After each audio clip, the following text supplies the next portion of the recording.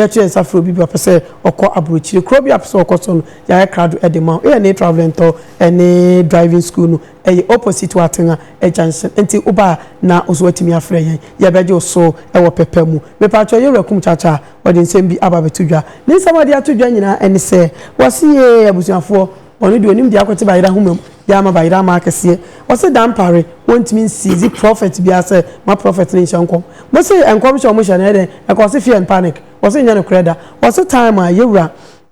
omanpai na nado ebe kan bibi se aba ya ba betu idie let's order bi die let us so mo nya bibia ebetimi asi sanso so na ye papa wanya ne baabi akọ ono so omanpai ni dada ono so ba be kan se yewura tamos be kan se aba ye ba betu so anwe ne dia ene na Ghana ebe se Kenya odi wanya aba betu just ene se sa na tie de omo na kan wo se ye chi wo na mum enye enkomhye ye omo de beba ene wo se ye chi wo mu abusua wei yaje mre ni adaje ye nkurenkure ya so ye nya di se de egu efufu so ni entie bi ye wi a wadwen kire no ne de atwaso me kura me shade nshem komo public me nshem komo public because at the end here me nshem komo public and say adwuma we no my no 34 years and me wo mu so I say yawo obia ne line ana ni lane a wonam so me obama solid dem a me minister me shem ko bia ya obada waja na ahomfie num wa kire na dwen sabi IGP entumi stop nkom hye wo Ghana da IGP cannot stop prophecy on this earth. Okay. Because Bible na ye kind of GD for ye can you believe fivefold ministry. Okay. Prophet can and yesu kura ye be wono no Isaiah 9:6 Isaiah 7:14 Isaiah ma prophecy. Yeah. Prophecy or Bible. But the woman said so we ye di for na wo hye nkoma na wa yusu nimde nyansa na de aka won nkom hye no sa de be ya won kwhye nkom na nkonya amane na nkofa problem mrawo by IGP cannot stop the prophecy sana wadwe yo yeah no be any stop no okay okay so on ka asema obi anhye nkom ne mo nkom sha eye huhuhu no say yempe biem no more especially when it has no basis because we are phobia shenko biblia amaso kafra kofa shenko biblia amaso na ye hunu sede ye ne so hunu nti e bia sa type of competition na wokan wasam ya no saying on say obi shenko for obi nso obi bua fear and panic me hu fear and panic wo okay Bible na da wona ni wiase na negative and positive nipa sofo wo difo ebetumi ehun spirit of death for afo bi ho by said your obeka na fa no said your betumi estate na fa ene be ye bibi so ada say by wo betumi ehun owu afo bi ho aka na say fear and panic na won kan me sof kum cha me nti won ase hwe ye beto abagan na ebra bi ana atames ti ase ai ye to aba atames se won ye to aba na wa anwini a Ghana be ye se Kenya no on ti koko no go football na nya ntokwa na esi wo na ntokwa na esi e na atames e de Ghana etutu Kenya se ye to aba na wa anya Ghana be ye se Kenya e de na chen fear and panic e chen sei ada na prosifu ankwachi atames tam ye be to aba be 5 years ago 5 years ago na Nado Dankwa Akufo-Addo Ghana president ese abana ye be to no all die be dying all die be die and then fear and panic etching all die be die ada no one question na Nado Dankwa Akufo-Addo sabato na Akufo Dampale ni ho so you can new law that be Akufo Dampale one of the Ghana constitution by Ghana constitution that what did that that what you adwuma did that say time no anyone man no police administration say time no commissioner of police minimum na che no your commissioner of police who free commissioner of police akwa IGP na Nado kan all die be die no e fear and panic ya adan o wan kwache no say no so fear and panic na nsia ya man pani Mahama was it 2024 ye to aba no wanya e do or die one thing do or die o say abaton there be do or die thank you and then fear and panic kitchen we adena masa kraman kenipa enye news nipa kraman ya na ye news panifu asemra no won ni mra no so de ehun hia ene edu ba bi ade mfaso woni so ene mpanifo no epeso won ye sabe obi na obi kontokwa na obi na obi gina won na obona som na opija akonya e de bona police be chana ma order na court meboa na no ya parliament sabe fian kwase asema sabe esi wo parliament one say parliamentarian ba ko no kuta blade nya yet confirms no kuta blade but yes obi twa obi nti omugusu wiem masa e de ne twa ebia na mo wrefu a mo wre be nefu say yenya hu se na blade tina say masa atumi ama moja afiri obi atumi di akonwa denchin obi konwachi police what they said am pale akwachi obi jabi parliamentarians only nipa omo nipa omo na shemra maye yes no above there no one is above the law me da se brofo aden obi na ka brofo you tell afi one me so sa na brofo de se teacher ni person so okay parliament hwede yesi yeah eti masa eto da bia empanifo no yeah ohun ni mra no so na o hye mra na temamufo e de aye adwuma eti me no me hu so wo yedifo na se nyame yi bibi kire wa ensuro kan ba je so obebo mpai na urade ama wisdom nyansa na wo de aka eno ano ifi sada da bia nya difo no fra wo oh okay so fra Ghana Pentecostal and Christian Council on nya difo on kura won tan difo oh sa yeah Ghana Pentecostal Ghana charismatic dia be on kura won pa difo asem eto kofra won de won ye meeting won betwa egu fra difo police administration na mo ne difo na kasa nyame efa mo so di nkomo efa mo so kasa na emom ya mo ka bibia ya mo sade mo beka emfa program mo emfa basabasa emma simple na difo ne dia ye adwuma na wan fra difo ayo abusa we de ensem say yo naja ode abetu dwasanse say emfa to hunti na ma prison ni ne wira ho obi kwadam 10 years we ko no obi de ebo 25 years or so anyway me ko eja ko bedam 50 san waba o say emfa to ho ma emfa to wira o te emfa to ho ni bi anti ama prison ni ne wira ho da chia yewu akum chacha wadi nkomo pa na ese mechemienu da bi o de costa free yes mampanimfo bia ye bia me na twam nasefo no kan na kajetia na ho ya tache pa na o mesin ko kajetia ho yagu ho kama ntina ke yemfa tache na nante ana oko Accra circle ne ho ye fro Dubai hwan yagu ya ye overhead nyina ho e kire se ni mebi ho a tete no na emwa ye ntie se hwe ne de ni mesisi yi sabe se wo ba fie wo ye wo ba tu fie num ne bia ye se wo papa bi se na no ye se na nye na sa wo se o papa yenti still abaye bia na se wo ye mambofo so enti ade enye ene etu ase no enti mpanifo se edua se be wo wa ye ntwaso ye dai ye tu ase enti mesere no ma wo mfa ne ma atwam ade atwam de atwam ene enti se emua no de mu kɔ no de omunko na de aka no ye bo ho ban mesere no a ma onye nya we nkofo we no na analysis ye ba wode ba animu a ba be si mpanifo no so no eye good wani ba ha ene me bi koso a e wura dampare de megine di ese me nya sure say MPB betima betra radio so we aboa na sad me nya sure say bi beba e bi ba obefre no obi ntimi metwa ntoro kese MP untimi metwa ntoro nto yonko MP so anasa yonko politician so se wa yese wa bra wanyeye enti sad no e bi nya mai na parliament wode ne de o ye ba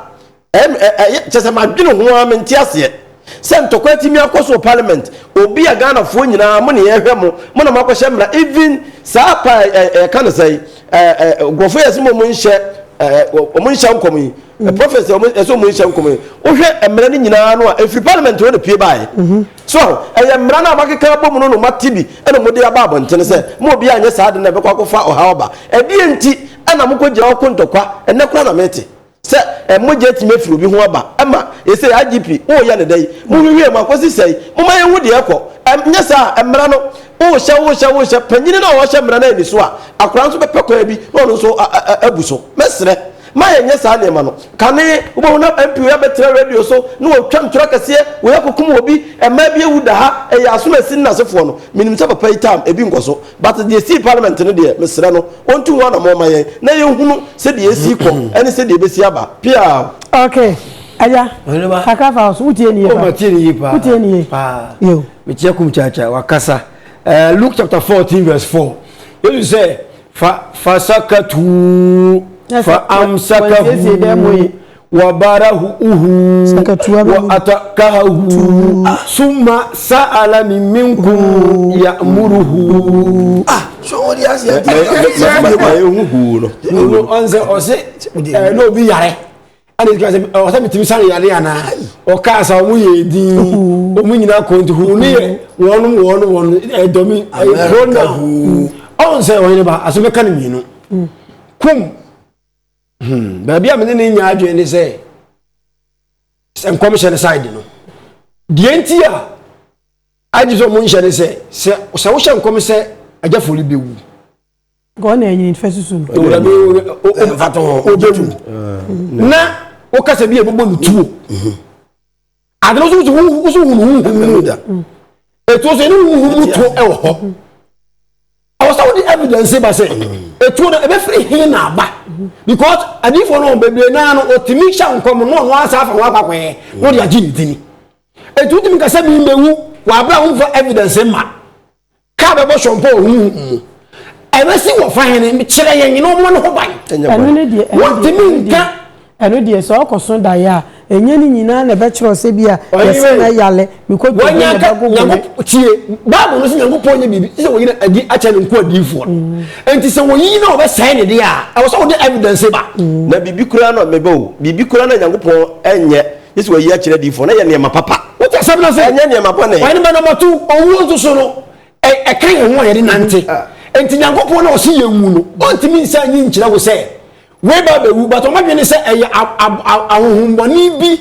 ene e ba be kum ye nti ye mo mpa ye nsia no se be pa cho minim se asesa wo ye kenene ni wu a wo ko paradise and yes nti en fa ne se meten na mi swa na se ka be bo me mawu an bo ne ewu ni se o tiasem na se because wa wu a wunya sahaba bia wo pese wo ko no ene ya anwo a wuti mawu ase wo yi enti je o wa dampale ye no people nyan get it right me ma tena se because the photo for no we must come to benefit their stomach because one no when me say or any thing ya me advert o ya advert sabe ni pa the customers beba obenya client be and one here dey say we advert we dey pay okay now ko be ka say o dey twi me say obi o ya advert what dey twi ni pa ko have what church o mo bible mu nsam say so for first no na radio o na ya nya so for sika na saata na nya odifuo asofo na no preach me asem no ye anyi wo muska asem na say because fresh fire be preach u muska yes because wo yi nyina manyankopon but we mu no fakasi ha oyire no ye shira so ensuo no wo boa eno na ba woni ka mo se sa so da group bi o anya me de na we me de ne ye no ade no wa me na wu se mu nyina mo se mo twi ni pako ba bi ade no me group wo heba what's the point because everyone what so that was there here no atta you know how me PZ obi preach wo ho o ensuo no petepete nti no no se ba ko ne ma e na ode ne de kosi ho we ba yo so chenchena untumfi e ma na wo no se da bi we de ono ne preacher bra se free ha wo ne preacher e se wo de why na sorry na Peter preach ewo Galilee na Thomas Koya no the Peter ko say friend me preach ara na preach that means that because they are one o the because afei Gemini kum ya adwene say dan pale ye adwuma no but se soro no ye wiki ahụ ebe ma ye no a ye wa se ne be ye mre abentia wa hye mra se ye hye nose mask na wo panyina wo hye se ye hye nose mask no wo ye ya wo hye bi ano no must leadership by as we are did the count example by example you know what I oh enti de ku kan no kure se panyina bi bibia ndiko se emane china na e wo se chino because nobody is about the law no eye nipa ti hemra etu kan ka se panyin be di boninti ma panyin be wi sika abu bi wi sika on de onko na mo so ko e ko twabo wode a ye nche no a e ba sa na ma fairness anya adwo he ne ba eti bi ni kum ya dwene ho papa dan pare odifo yes odifo no e wo se wo sate na wo chi o man chi akasefo no so wo chi panini ba akum mienu miensa yen aye mere panyi bo na ya twa abo so na me wo kokoro no kwani omu ohene na ya bona tale ya buni wo kokoro no wo buza se kuro no jo na se mpanchi papa bi kura ata no ti Paul say enya mere ntia kamini bone eti dan pare enya odifo no nko a yɛnko agbeba ɔmo yɛ atɔnfo ɔmo yi mu mane kɔɔ nyina na adwuma no ɛnyɛ pa yɔ pia o okay twɛntwɛn kuma fɛfɛ bɔkɔ paa yɛnko yɛ no mene na kum chacha ɔwɔ point papa ɔwɔ point paa fɛfɛ pani bu baby masalu mpani si wakɔnfo ɔmo hodwa wonya otiri didim sɛ sɛ miaw ate ahodwa miaw Yangwa, we as a Canada for America for Germany, who poof. I want just add the one more. Say, Canada, where Blampton for Canting Quano, ah, move Buffa. I'll grab better Canada. Baby, baby. And Benessi Junior boy, you would have put on it. I put on it, all you need. When you're not fair, so double to me. Oh, I found out from America. Jeda bo bi so the ball nya da bo nko a Yarete ayo my boyfriend no me pen pa Yarete okay you should go so timi wo hey ozoje oh na de kan nya ba no krin cha kwenta de o wan to betime bi ozo no wanyini fa fa bale bu baby masaro bani se what fa pe no pe ndache no pe se o ye ni ye se be be che mumu what is here etine da bale ye nyina yo man ndache a ope de gya nchirima eko chacha ba be obi amechia no ehwe obi hu atwa ne de bia yekuru asimo kan nyina so gum e de ntia to ka say do or die ma nya do or die e fear and panic or die be die e fear and panic ahaba yes Kenya entina sa politicians no ho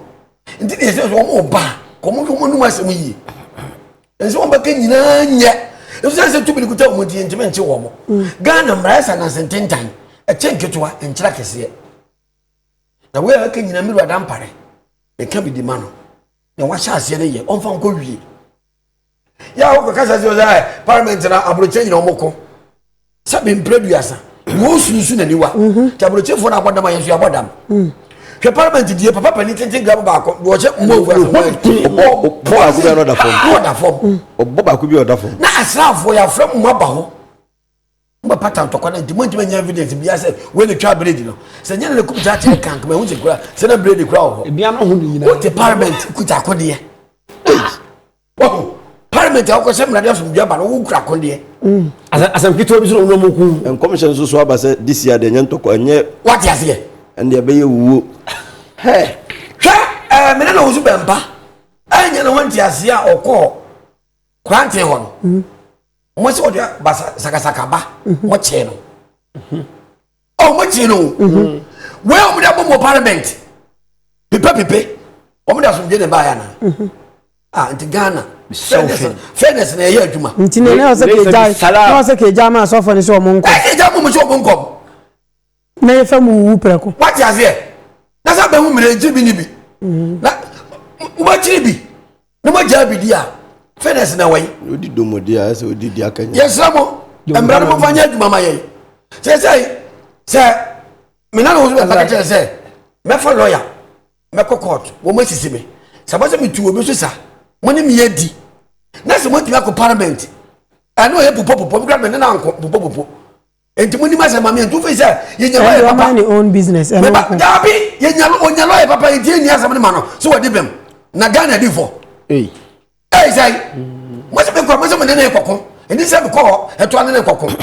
ma fa so ndua ba Ghana ma aso de wo parliament obi anto ne yonko o nyina na ye ko wanko antwitwa bele di nyina mo ja pio parliament ke ne mo ja gu ho so we hunu se nya so obi ka obi ka se ento nso hunu o hunu enya atisem ani o mo fa bele nsem nsem no mo defend ya hu gra na je popo ne si ho no popo ne so e kire de enti mesre fi en panic bi de si ho no na mo aboda kwa na ma kire ka azu mo kire ya azu yi na ngre ho fom je je ko ko se mo ko se keje tia nipa de yese ne popo bi atoto mo bo a ntia police fo mo ti ba ti obi ana yes na wo mo ye po mo chawo so obi ati di o man sika twitwi de yese man timi anche no mo obi akotwa obi board mo timi jeli mfie wo twe a